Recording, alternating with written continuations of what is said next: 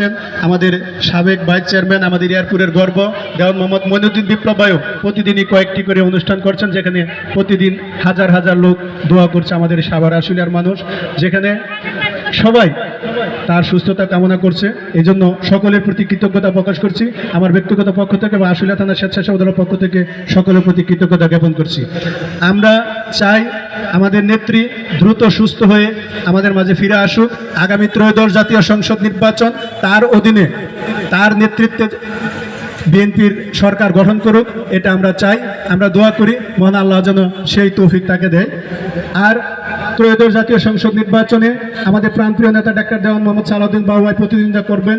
তিনি প্রতিদিন, ইতিমধ্যে আপনারা শুনেছেন কিসমত চাচাও বলেছেন, তিনি সকাল থেকে শুরু করে রাত 2টা-3টা পর্যন্ত তিনি মিনিমাম 5-7টা অনুষ্ঠানে তিনি অংশগ্রহণ করছেন, যেখানে আমাদের মতো কর্মীরা 2-1টা অনুষ্ঠানে অংশগ্রহণ করলে ক্লান্ত হয়ে যায়।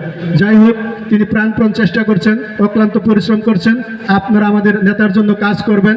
আমরা বিভিন্ন অঙ্গ সংগ্রহের নেতৃবৃন্দ যারা আছি, কর্মী যারা আছি, সকলেই ছোট ছোট দলে ভাগ হয়ে ঘরে ঘরে ভোট চাবো। আপনারা সকলে পরিশ্রম করবেন। আমাদের এই এরিয়াটা একটা ইন্ডাস্ট্রিয়াল এরিয়া, আমাদের এখানে অনেক সমস্যা আছে। আমাদের প্রাণপ্রিয় নেতা বিপ্লব ভাই এখানে আছেন, আমাদের এমপি মহোদয় কিছুক্ষণ মধ্যে উপস্থিত হবেন, সেখানে বলবেন। আমরা চাই আমাদের এখানে যারা বহিরাগত এলাকার যারাই শ্রমিক কর্মচারী আছেন, তারা যেন স্বাচ্ছন্দ্যে সকল কাজকর্ম করতে পারে, তাদের জন্য কোনো ধরনের সমস্যা না হয়, সেটা আমরা দেখব।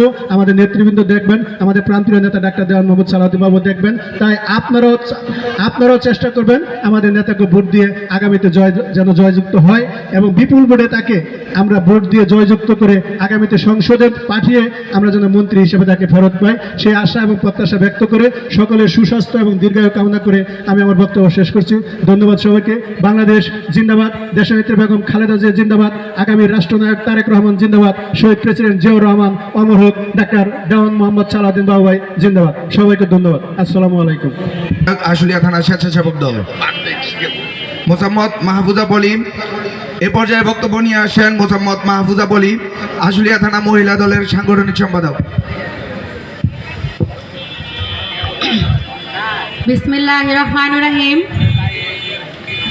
আশুলিয়া থানা ইয়ারপুর ইউনিয়ন যুবদল কর্তৃক আয়োজিত আমাদের বাংলাদেশ জাতীয়তাবাদী দল বিএনপি আপসীন নেত্রী, তিনবারের সাবেক প্রধানমন্ত্রী দেশনেত্রী বেগম খালেদা জিয়ার সুস্থতা কামনায় এবং দীর্ঘায়ু কামনা করে আজকে আমাদের মিলাদ মাহফিল এবং উঠান বৈঠকে উপস্থিত হবেন আমাদের সাভার আশুলিয়ার সাবেক সংসদ সদস্য ডক্টর দেওয়ান মোহাম্মদ সালাউদ্দিন বাবু ভাই, এবং আমাদের মঞ্চে উপস্থিত আছেন আমাদের বিশেষ অতিথি হিসাবে সাভার উপজেলার সাবেক ভাইস চেয়ারম্যান দেওয়ান মোহাম্মদ মঈনুদ্দিন বিপ্লব ভাই, এবং আমার মঞ্চে উপবিষ্ট সিনিয়র নেতৃবৃন্দ, সামনে মুরব্বিয়ান ও ভাই ও বোনেরা, সবাইকে আসসালামু আলাইকুম। আমরা এখানে সবাই আজকে উপস্থিত হয়েছি, আমাদের দেশ নেত্রী বেগম খালেদা জিয়া অসুস্থ, তিনি এবার কেয়ার হাসপাতালে মৃত্যুর সাথে পাঞ্জা লড়ছেন, এই বিষয়ে আমরা সবাই জানি। আমরা সবাই তার জন্য দোয়া করব।